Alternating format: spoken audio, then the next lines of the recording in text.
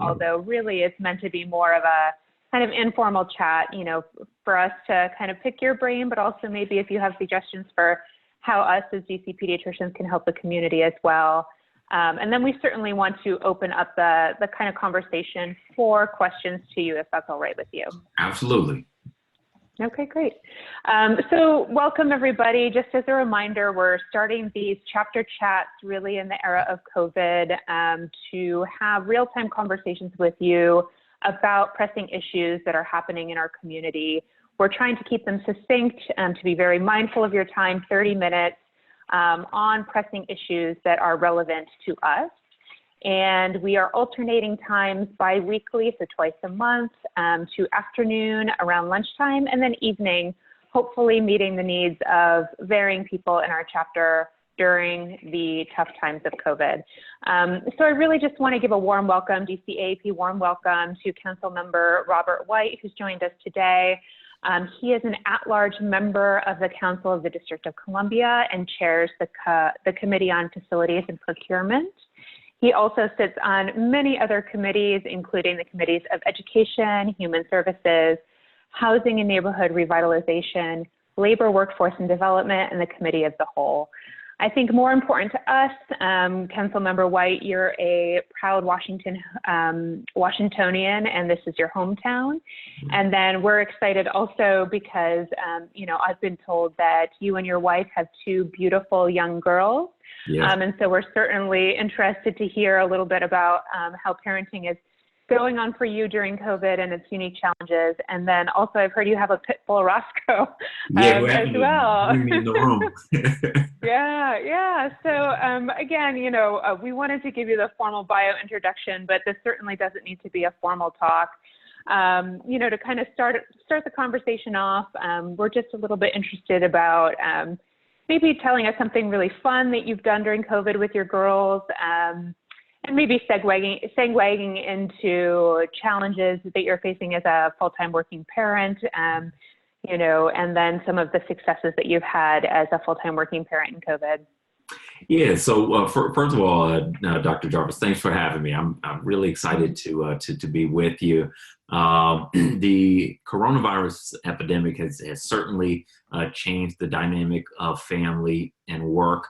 One fun thing is that my youngest daughter, Monroe, she took her first step. She started walking a couple weeks ago. And even though I was on a work call, you know, I hear this commotion and I figured what it was. So I'm still on the call, but I run into the kitchen and, you know, and I see my little girl walking, which is pretty cool. Because with my job under normal circumstances, I'm gone so much, you know, as a father and a husband. I'm home a good bit. I try to make sure I'm home at least 3 nights a week to put my girls to sleep. But sometimes you miss some of those types of moments. And then with my oldest daughter, Madison, who's 3, my wife and I, who we both work from home, and so we balance the homeschool and work. It's been really cool to see her development academically. You know, it's hard to kind of teach a 3-year-old, but you know, we work at it. We're patient. She's patient, and I see her getting these concepts, you know, from day to day, and being able to see that growth that, you know, if she were in a school, you wouldn't see it as much. And I've really enjoyed seeing that growth in real time. That's so great. I think you have hit the nail on the head that we've certainly heard from some of our families that it is a hidden blessing to be able to have extra time with your family that you might not have had otherwise. Can you tell us a little bit about some of the challenges that you faced as a full-time working parent? Yeah, the challenges are real. And anytime I talk to a parent especially of young kids, and I say, you know, how are you all doing? They take this deep sigh and they say, we're all healthy. And I know what that means. It means we are struggling, sin wine. But it is really a challenge because I'm dealing with, at work as a council member, a very serious citywide emergency. And so I had people reaching out to me in great need all day, every day, including the weekends and evenings. And my wife is an attorney and she's doing the same. She is working, and we both in shifts balance taking care of a 1-year-old, trying to homeschool and take care of a 3-year-old. And the reality is that there's just no way to do all those things well. So we do our best. We try not to be too hard on ourselves, but certainly it is a real challenge, and I think a challenge that we'll all be trying to figure out for a little while. Yeah, I mean, I certainly think that, people appreciate that. One of the common questions that we're receiving as pediatricians is, what are some tips or resources that parents can utilize in this era to, kind of have that balance between work, daycare, schooling, and then any kind of future forward-thinking thoughts about what that looks like in terms of reintroducing children back into daycare, schooling, et cetera. I don't know if you've come across any resources that you've recommended to people in your community, or in terms of forward-thinking about as DC starts to reopen, what recommendations that you or the council has for our parents and families. Well, recommendations are just starting to roll out in DC and in other jurisdictions. And the options that are being put on the table are options of going back to school somewhat incrementally, where students will spend one or a couple days a week at school and then do distance learning the other days. Of course, we know that there are so many students who live with vulnerable populations. So that probably won't be an option for every student. And then, parents, we have to make that decision of, the risk factor of sending our kids back to school or back to daycare. Of course, on the other side of that is our jobs. I'm doing hearings and meetings virtually now, but at some point I may need to go back into the office on a more regular basis. My wife may need to go back into the office on a more regular basis. And so as a city, we have to make sure that childcare options are there, and that we kind of adjust as necessary to that reality. We have, my wife and I, mostly my wife, because she's better at these things and more responsible than I am. She has found some online resources. And there's one called ABC Mouse for very young kids. It's really academically engaging, but not too overwhelming. So it's great for young kids. And then so many museums like the Smithsonian have created really cool virtual tours. And so we do these virtual tours sometimes with my kids, and many of our kind of public television stations and other really child-centric networks have really ramped up their websites to create interesting resources to help parents and to engage kids. And so if you poke around on the internet, you really will find some pretty great resources these days. Yeah, I actually know some of the resources that you're talking about. I think they're pretty cool, even for adults sometimes. But you can tour the Vatican and the comfort of your own home. That's right. So, we through the DC AAP have certainly appreciated several of the policies in the past that you have championed, particularly when it comes to early childhood and childhood education.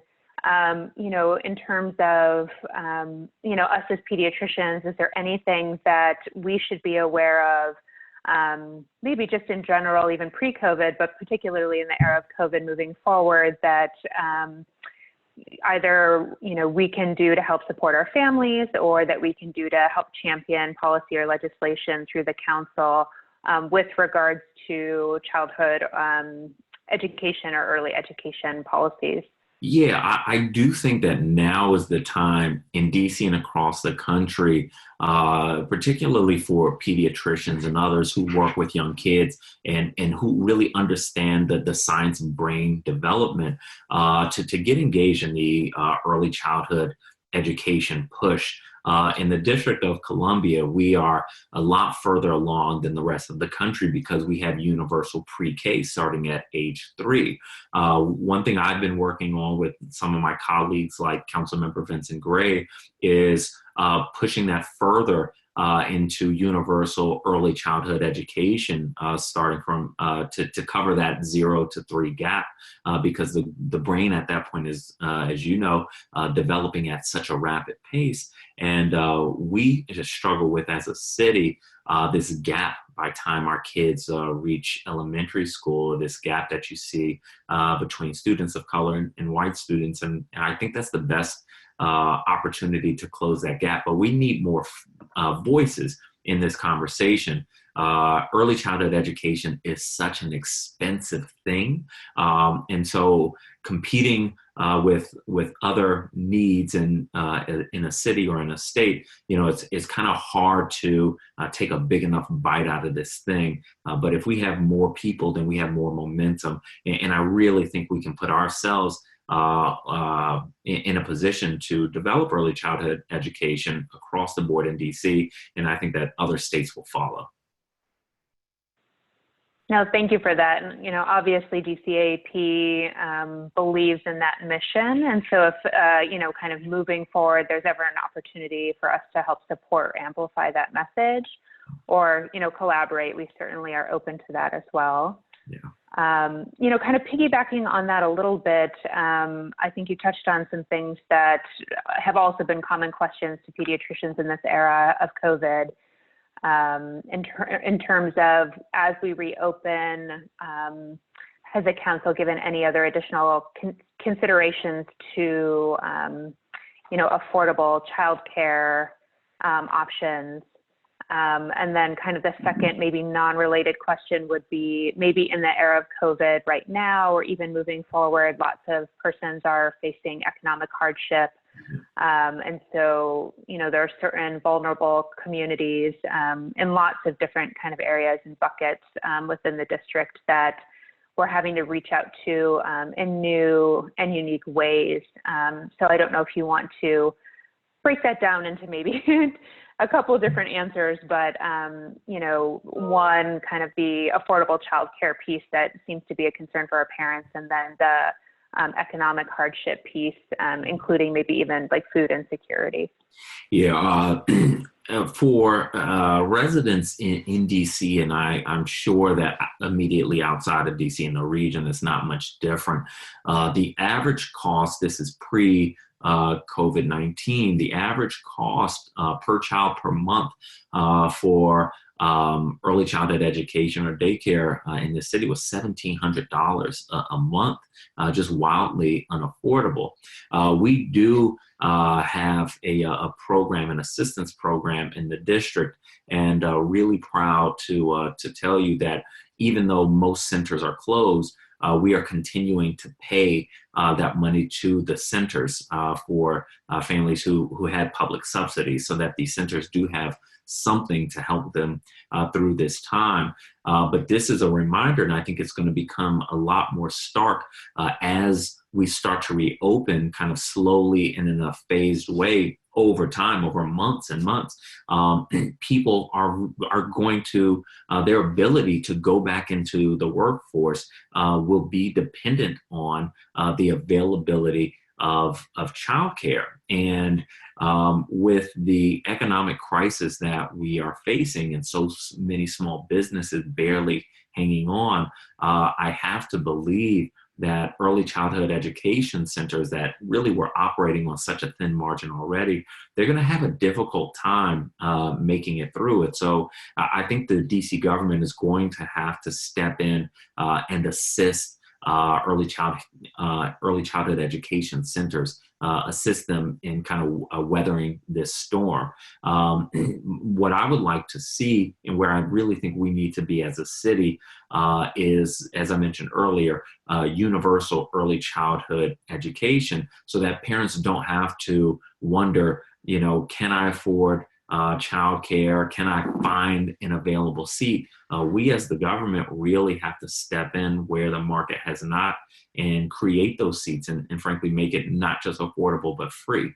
That comes at a significant cost, but the benefits are just so voluminous, including just allowing so many people, and especially mothers, to go back into the workforce instead of having to figure out, can I even afford childcare, which is the step before saying, can I return back to the workforce? Do you have a sense if other council members feel the same way that you do? Is this something that is going to be challenging to push forward in DC? So I would say pretty much across the board, this is something that the council members in the DC Council support. The challenge is the cost. So the early costs are about $40 million a year. And it grows a little bit from there. It is hard to find $40 million in our budget.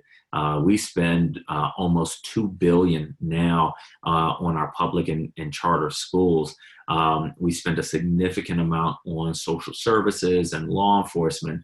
When you take out like these really critical things that the city does and has to do, it is much more challenging than people would think to find a pot of money that big. And so the issue is in DC, not support, but like most other places in the country, the issue is funding. And so what we have to do is work hard to make sure there are enough voices saying early childhood education is such a high priority that it has to come before some of the other things that we're funding. And that's the challenge we face. But we have to figure it out.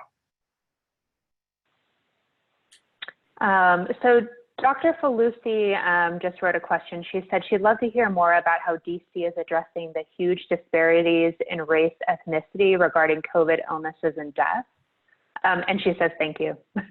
No, I appreciate that question. So, as Dr. I want to check out the name so I don't get it wrong.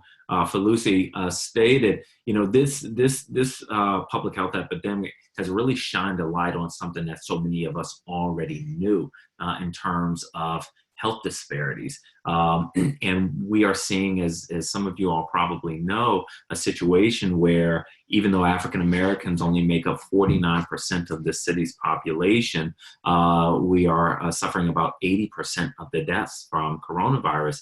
And I think a lot of this has to do from pre-existing conditions, access to fresh foods, access to health care, and the fact that so many people of color in DC are our frontline workers at the grocery store, doing deliveries, driving our buses and trains. And so we really are seeing the impacts of decades and generations of disparities.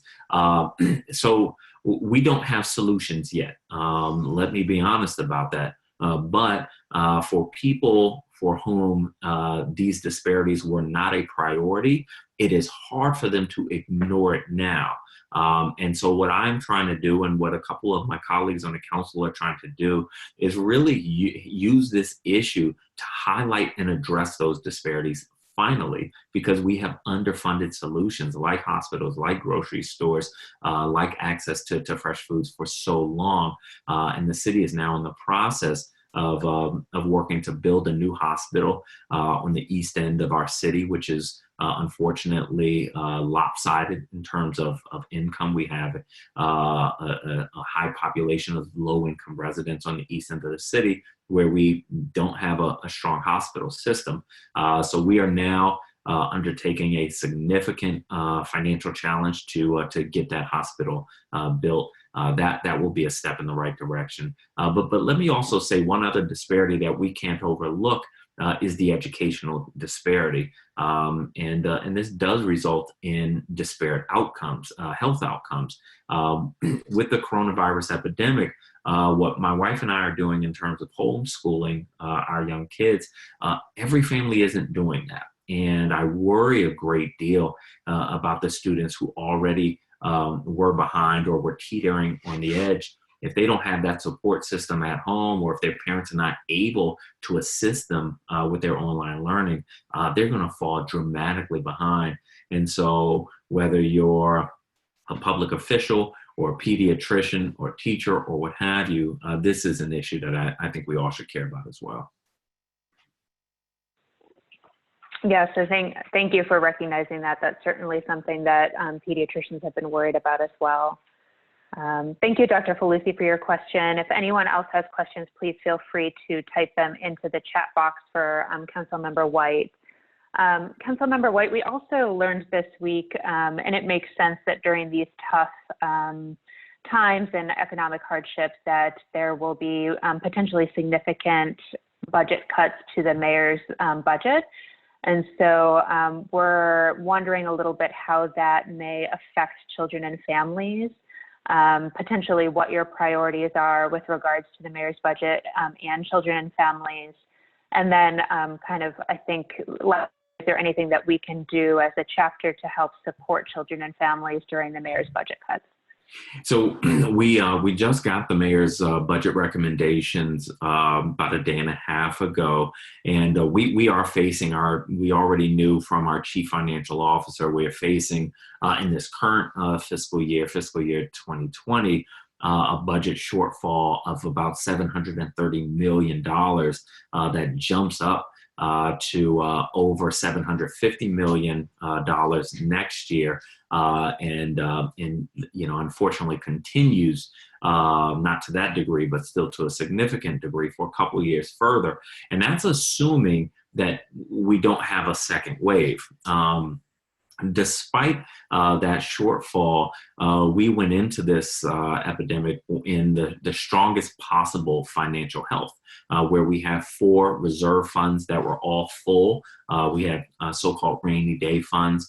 And so we have been able to weather better than most states or other jurisdictions.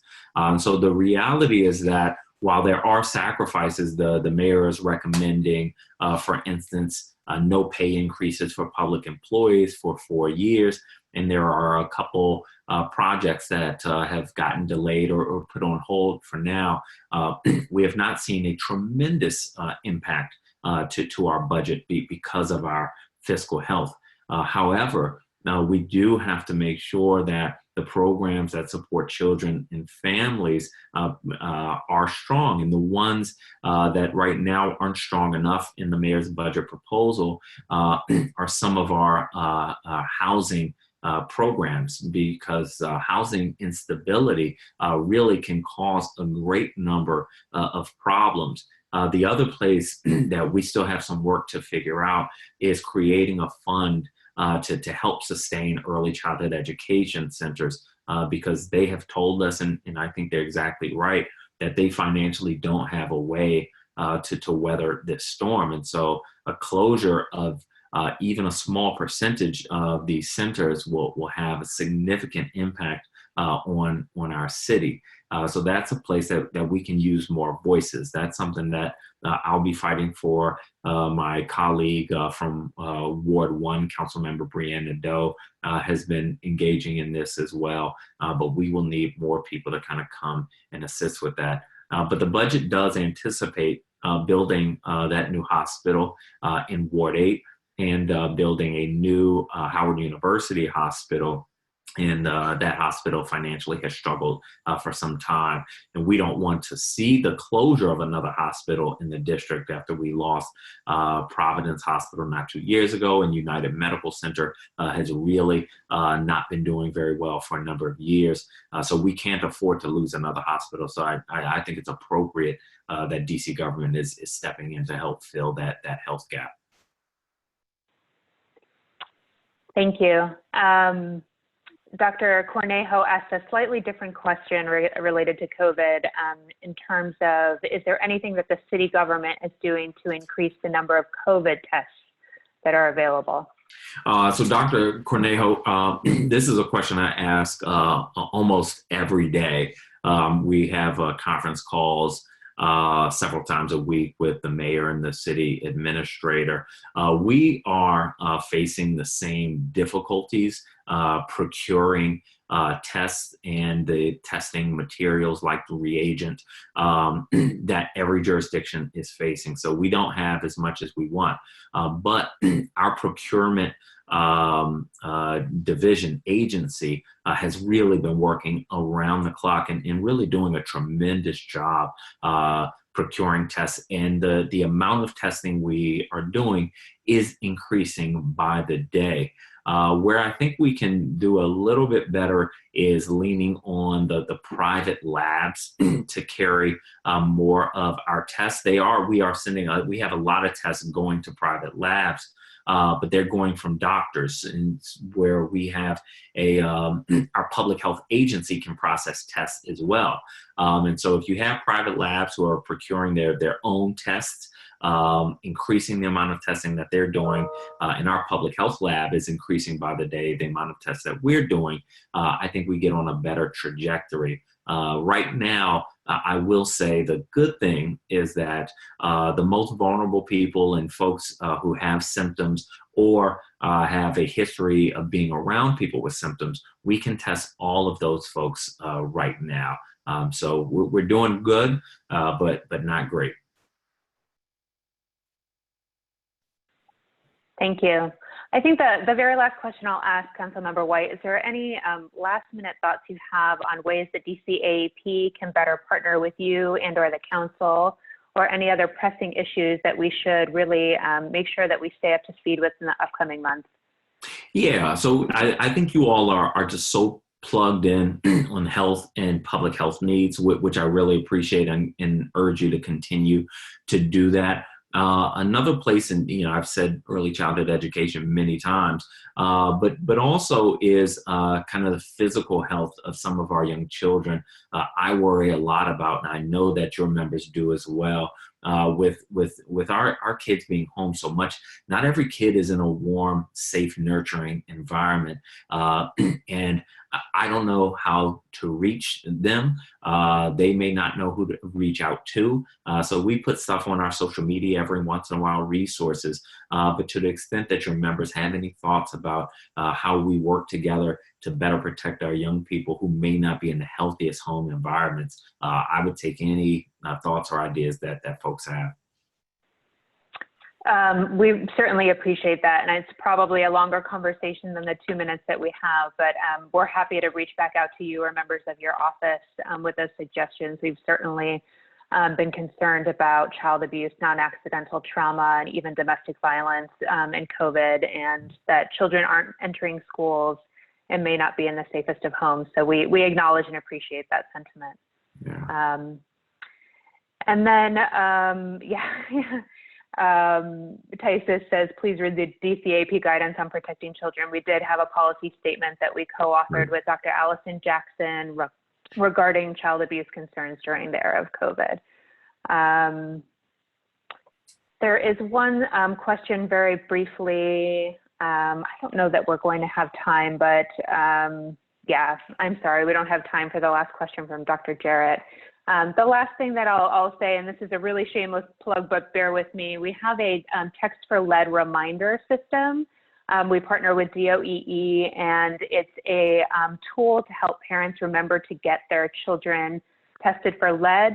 Councilmember White, I don't know if you'd be interested in this partnership between DC AAP and DOEE, but it's text reminders for testing at 6 months and 24 months of age.